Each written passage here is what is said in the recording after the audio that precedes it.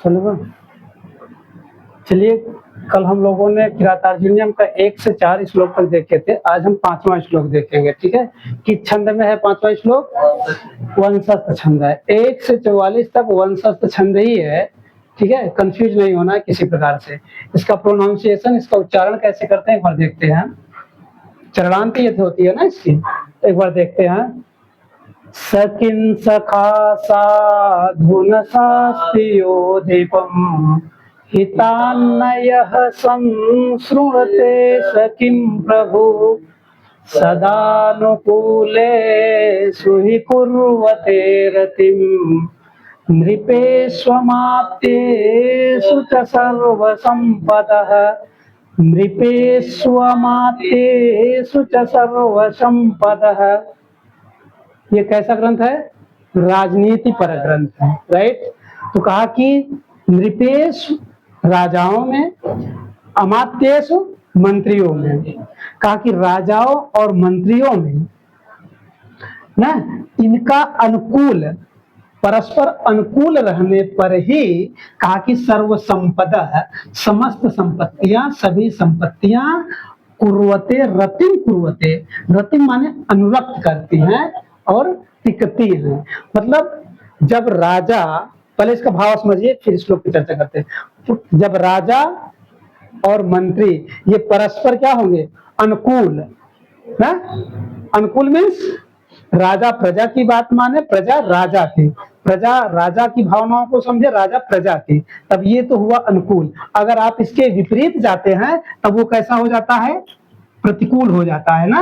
लेकिन नहीं, कहा कि जब राजाओं में और मंत्रियों में, क्लियर, कहा कि जब राजाओं में और मंत्रियों में परस्पर अनुकूल व्यवहार रहता है, तब कहा कि सर्व माने सभी प्रकार की, संपदा माने संपत्तियां, रतिम कुर्वते, रतिम मीन्स टिकती हैं ना, अनुरक्त करती हैं, ज्यादा दिन तक रहती हैं।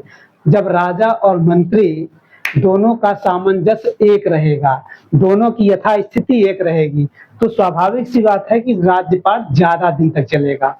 अब मान लीजिए राजा और मंत्री दोनों में फूट हो गई, तब क्षण भर में नष्ट हो जाएगा। यही समझाना चाह रहा है कि जब हमको राज्यपाट चलाना है तो उस राज्यपाट को चलाने के लिए राजा और मंत्रियों दोनों में परस्पर कैसा होना चाहिए? प्रतिकूल व्यवहार नहीं, अनुकूल व्यवहार होना चाहिए। क्लियर? देखिए यहां से कहा कि सर्व संपदा, समस्त संपत्तियां, क्लियर हुआ? सर्व मीन्स सभी और संपदा मीन्स संपत्तियां, संपत्तियां, राइट, सभी संपत्तियां ना रतिम कुर्वते, रतिम कुर्वते अनुरक्त करती हैं। कब अनुरक्त करती हैं? प्रश्न होता है। अगर हम कह दें कि समस्त संपत्तियां बहुत दिन तक रहती हैं, तो एक प्रश्न होता है कब रहती है ना। उस प्रश्न का उत्तर ये है कि कहा कि जब अमात्येषु, सॉरी, निपेषु और अमात्येषु, दो चीजें हैं। कहा कि जब राजाओं और मंत्रियों में परस्पर क्या रहता है? अनुकूल भाव, अनुकूल व्यवहार रहता है, कहा कि तब जो है रतिम कुर्वते, अधिक समय तक संपत्तियां टिकती हैं, अनुरक्त रहती हैं, उपभोग की चीजें बनी रहती हैं। क्लियर हुआ? कैसे? कहा कि सर्व संपदा, समस्त संपत्तियां, ठीक है। कहा कि राजाओं और मंत्रियों के, राजाओं और यहाँ क्या है? नृपेषु धन अमात्येषु ना, कौन सी संधि होगी यहाँ? इको जड़च ना, यण संधि। श्रद्धा, कोई दिक्कत भाई? ऊ है, हम संधि की प्रक्रिया करेंगे जब, तो ऊ के स्थान पे क्या आएगा? वह आ जाएगा। क्लियर? वही वह यहाँ है ना, तो यहाँ कौन सी संधि हो जाएगी? यण संधि। अब ये देखिए, अब जब यण संधि, ये रूप कहाँ का है और ये रूप कहाँ का है? सप्तमी का बहुवचन। क्लियर? ये हुआ राजाओं में, सप्तमी का क्या रूप होता है? परसर्ग होता है। में पै पर राजाओं में और मंत्रियों में। मंत्रियों में। क्लियर? किसी प्रकार दिक्कत? एक एक शब्द का, एक एक पद का आप अर्थ देखते चलिए, एकदम इजी हो जाएगा। कहा कि राजाओं में और मंत्रियों में क्या रहना चाहिए? अनुकूल व्यवहार। जब राजाओं और मंत्रियों में अनुकूल व्यवहार होगा तब क्या होगा? तब कहा कि रतिम कुर्वते, संपत्तियां रतिम कुर्वते ना, ये सभी प्रकार की संपत्तियां, रतिम माने अनुरक्त होती है ना, अनुरक्त, और कुर्वते मतलब करती हैं, करती हैं तो मतलब रहती हैं, राइट? कुर्वते हैं करती हैं, कुर्ते कुर्वाते कुर्वते, है ना? तो कहा कि ये देखिए, अब ये अगर कर्ता पद हो जाएगा, सर्वसंपदा है, प्रथमा का बहुवचन रूप है, संपत्तियां, राइट? और ये क्रिया है आपका कुर्वते, कुर्ते कुर्वाते कुर्वते ना, बहुवचन का रूप है। तो संपत्तियां टिकती हैं। कब टिकती हैं? तो कहा कि जब राजाओं और मंत्रियों का परस्पर अनुकूल व्यवहार रहता है तब संपत्तियां क्या करती हैं? सदा, हमेशा, हमेशा रतिम कुर्वते, हमेशा टिकती हैं। कदा कदा रतिम कुर्वते संपदा है। अगर पूछा कि देखिए प्रश्न यहां से कैसे बनेगा, कहेगा कि रतिम कदा कदा रतिम सर्वसंपदा कुर्वते। नहीं नहीं नहीं नहीं, सदा, सदा, सदा रहती हैं। कब? तो नृपेश और अमात्येश अनुकूलेश ना, जब मंत्रियों और राजाओं का परस्पर व्यवहार होगा। यहाँ कौन सा विभक्ति होगी? सप्तमी बहुवचन का विभक्ति। क्लियर हुआ? इस दो लाइन आप तक पहुंच गई? अर्थ के साथ गई कि बस पंक्ति भर गई? अर्थ के साथ आई ना? हाँ, अर्थ नहीं, अर्थों का अर्थ पहुंचना चाहिए। अर्थों का अर्थ पहुंचे तब तो लगता है कि हमने पढ़ा कुछ। अब ऊपर दो लाइन में देखिए, ऊपर पहली देखिए ध्यान से, ऊपर जो पहली लाइन है वो किसके लिए है? ऊपर की पहली लाइन ये आपका सखा के लिए है। सखा मीन्स में, सखा मीन्स अमात्य, अमात्य ना, मीन्स मंत्री। क्लियर हुआ?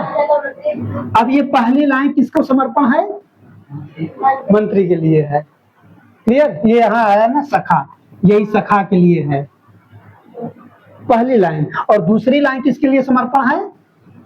किम प्रभु, नहीं नहीं, हाँ प्रभु के लिए, राजा के लिए ना। दूसरी लाइन राजा के लिए, पहली लाइन अमात्य के लिए। कहा कि सह किन सखा साधु न शास्त्र योधिपम। क्लियर? यो अधिपम, यो अधिपम, जो राजा। अधिपम कहाँ का रूप बनेगा? अर्थ देखिए तभी निकलता है, द्वितीया का एक वचन का क्या होता है उसका परसर? कर्ता ने कर्म को, राइट? तो कहा कि जो, यह माने जो, जो राजा को। क्लियर हुआ? जो राजा को, जो राजा को कहा कि साधु, साधु मीन्स अच्छी बातें, अच्छी, जो राजा को अच्छे, जो राजा को अच्छा क्या करता हो? शास्त्र मतलब उपदेश, हाँ वही भी है, वो भी अर्थ होगा कि जो राजा को अच्छी प्रकार का उपदेश या अच्छी प्रकार का सलाह नहीं देता हो ना। तो कहा कि किम सखा, सह माने वह किम सखा क्या अच्छा मित्र है? अच्छा तो वह कुत्सित मित्र है ना, वह बुरा मित्र है, वह बुरा अमात्य है, बुरा मंत्री है। कैसा मंत्री है? बुरा। क्यों बुरा है? कहा कि यह योधिप है, जो राजा को ना, साध माने अच्छी प्रकार से, शास्त्र माने उपदेश न मतलब नहीं देता है, जो राजा को अच्छी प्रकार का मंत्रणा नहीं देता हो, राइट? मंत्रणा,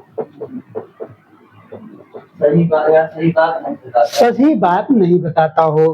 देखिए राजा का राज्यभार डिपेंड रहता है मंत्री पर। अगर मंत्री ही अगर सलाहकार अच्छा न हो तो राज्य कितने दिन तक टिकेगा, डगमगा जाएगा। इसीलिए कहा कि वह मंत्री कैसा मंत्री है जो राजा को उचित मतलब ये साथ मतलब उचित अच्छी प्रकार का शास्त्र माने सलाह या उपदेश या मंत्रणा न मतलब नहीं देता है।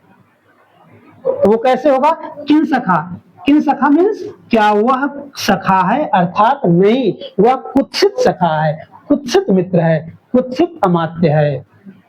क्लियर हुआ। देखिए साधु मीन्स अच्छा ना, ये साधु है विशेषण शास्त्र का। ऐसा उपदेश कहा कि साधु शास्त्र। क्लियर हुआ कि नहीं, ये विशेषण है, कहा कि उपदेश देना चाहिए, कहा कैसे, कहा कि अच्छा उपदेश। राइट, तो ये साधु क्या है, इसका विशेषण है शास्त्र का। शास्त्र कहाँ का रूप है,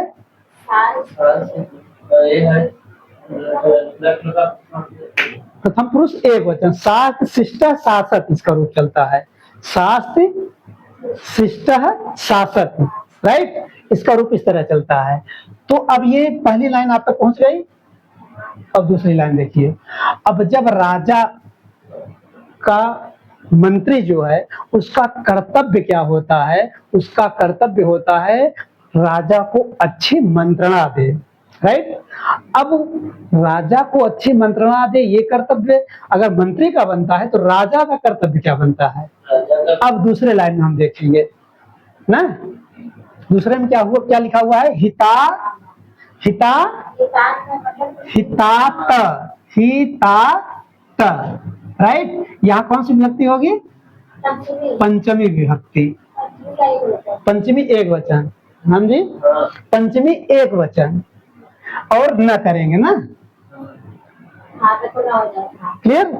अब कहा कि यह माने जो, यह माने जो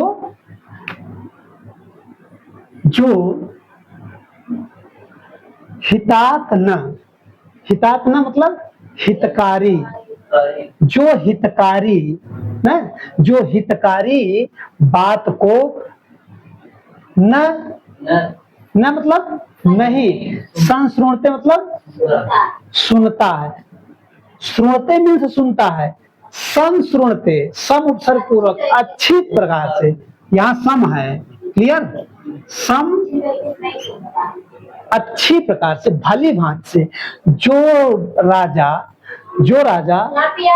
हितात न कौन, हाँ यह माने जो राजा, यह ये जो प्रथमा ये प्रथमा विभक्ति का है ना, एक वचन का रूप। कहा कि जो राजा मंत्री का हितात न हितकारी वचन को न मतलब नहीं, संश्रुणते मतलब अच्छी प्रकार से नहीं सुनता है, सह माने वह, किम प्रभु क्या यह वह स्वामी है, अर्थात नहीं वह किम प्रभु कुत्सित स्वामी है, वह अच्छा स्वामी नहीं है। मंत्री कब अच्छा नहीं होता है, जब राजा को सलाह न दे, और प्रभु कब कुत्सित प्रभु होता है, जब मंत्री के हितकारी बात को न सुने।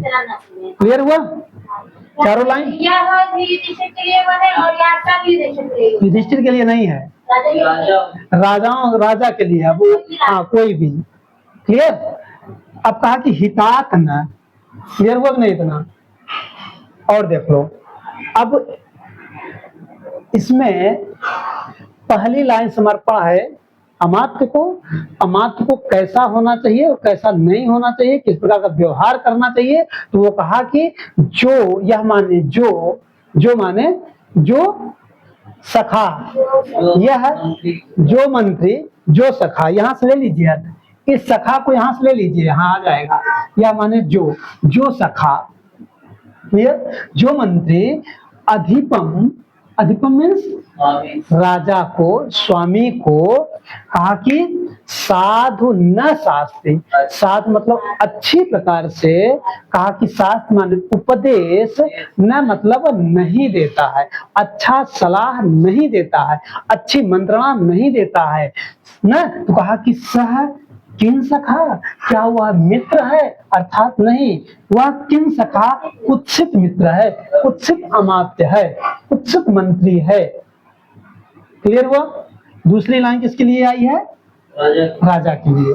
अब वही चीज कहा जा रहा है कि हितात न यह संस्रुणते सखिम प्रभु, ना कहा कि यह माने जो राजा जो प्रभु, जो प्रभु प्रभु, जो राजा। क्लियर? जो राजा, कहा कि हितात न, हितकारी वचन, अहितकारी वचन अर्थात मंत्रियों की, जो राजा मंत्रियों की हितकारी वचन को न अच्छी प्रकार नहीं सुनी। संस्रुणते न, सब माने भली भांति से, अच्छी प्रकार से, संस्रुणते मतलब सुनता है, न संस्रुणते मतलब नहीं सुनता है। जो राजा मंत्री की अच्छी प्रकार से, मंत्री के हितकारी वचन को अच्छी प्रकार से न मतलब नहीं सुनता है, सह माने वह कौन? राजा। किम प्रभु, क्या वह राजा है? क्या वह मित्र, क्या वह और कुत्सित राजा राजा है? वह क्या स्वामी है? अर्थात नहीं, वह कुत्सित स्वामी है, कुत्सित राजा है। क्लियर? और फिर कहा कि यहां देखिए, अब कहा कि सर्व संपदा, सर्व माने सभी प्रकार की संपत्तियां तभी राजा के पास टिकती हैं जब, कहा कि नृपेश और अमात्येश, जब राजाओं और मंत्रियों में परस्पर अनुकूल, ना परस्पर अनुकूल का व्यवहार होता है, तब क्या होता है? कहा कि सदा रतिम कुर्वते, संपत्तियां अधिक दिन तक टिकती हैं या अधिक दिन तक अनुरक्त करती हैं या अधिक दिन तक उपभोग के लिए बनी रहती हैं। क्लियर हुआ? श्रद्धा, अर्थ क्लियर हो गया पूरी तरह से? कोई दिक्कत नहीं है ना? देखिए, अब एक एक का अर्थ देख लीजिए। ये चीजें समझ में आ गई। यहाँ नृपेश धन, अमात्येश मतलब यण संधि, नृपेश मतलब राजाओं में और मंत्रियों में, च माने और, च मीन्स और, राजाओं और मंत्रियों में ना, राजा च, नृपेश च, अमात्येश च। क्लियर हुआ? अब क्या हुआ? सर्व संपदा, सभी संपदा मान संपत्तियां, अनुरक्ति माने अनुरक्त करती हैं ना, अकुर्वते माने टिकती हैं या करती हैं ना। देखिए, यहां अर्थ तो शाब्दिक करती हैं, तो करती हैं का मतलब टिकती हैं। क्लियर? और ही माने क्योंकि, ही माने क्योंकि। क्लियर हुआ ना? सदा माने ऑलवेज, जिसको कहते हैं आप लोग, और अनुकूल मीन्स अच्छा व्यवहार, मतलब एक दूसरे की बात सुनने। हाँ, हम कह सकते हैं अनुकूल माने होता है राजाओं और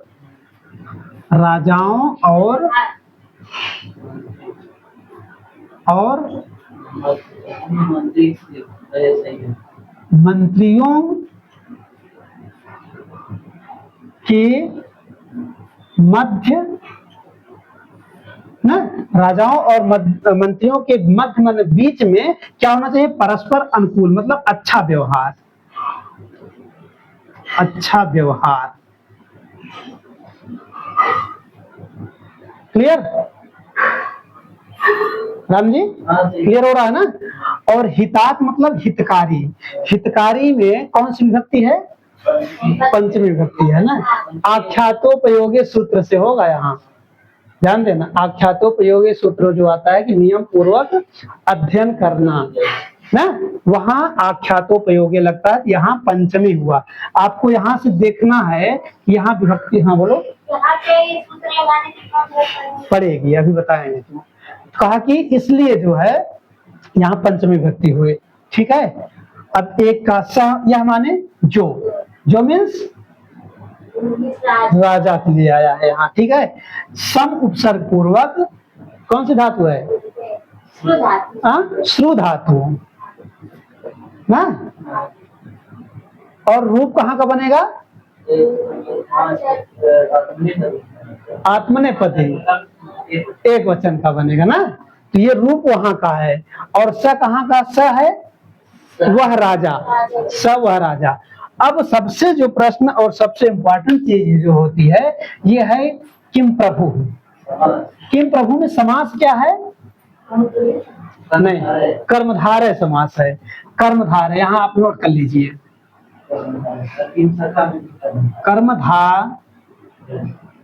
कर्मधारय किस सूत्र से होता है? किमः छेते ना, सूत्र आता है किमः, यही है, यही है ना, किमः छेते। क्या है श्रद्धा?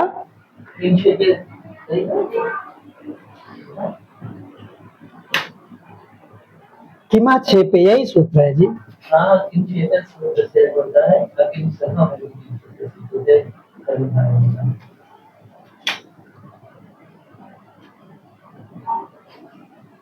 कर्मधारय समास है और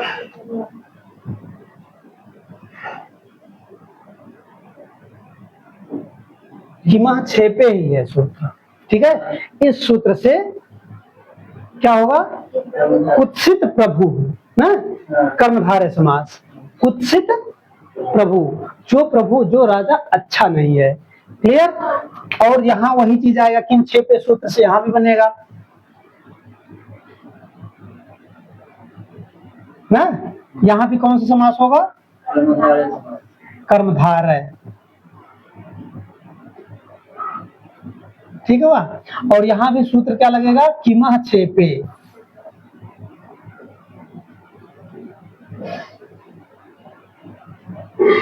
ठीक हुआ। अब ये श्लोक में और क्या चीजें रह जा रही हैं? शास्त्र कहाँ का रूप है मैंने पहले बता दिया, ठीक है। कहाँ का रूप है? एक वचन। इसका रूप कैसे चलता है? शास्त्र, शिष्ट, शासक। और ये साधु, जिसका साधु क्या है? साधु ये इसका विशेषण है। क्लियर? अधिपम में कौन सी विभक्ति है? द्वितीय का एक वचन। अब इस श्लोक में और क्या चीजें रह जा रही हैं? सब हो गया ना। एक बार और अर्थ को देख लीजिए, या तो इसमें और कोई डाउट हो तो आप पूछिए। क्लियर हो गया? चलिए आगे बढ़ते हैं तब छठे श्लोक की ओर।